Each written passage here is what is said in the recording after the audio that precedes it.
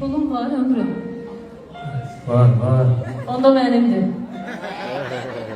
Pulum var. Var ki getmişəm.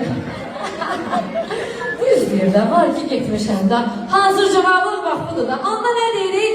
Gedin gedin qazıya deyin. Boy kəbini kəsin. Gedin gedin qazıya deyin. Boy kəbini kəsin. Səni Cəmilə xanım rəqə razısan. Çoxdan. Səni nazlıyam rəqə də razısan. Allah mübarək eyləsin. Tanınmış müğənni Cəmil Əfəndinin xına mərasimi baş tutub. Xəbəri sosial mediada böyük maraq yaradıb. Mərasimdən yayılan görüntülər izləyicilər tərəfindən çox bəyənilib. Səmimi anlar, xüsusi dekorasiya və maraqlı məqamlar gecəyə damğa vurub.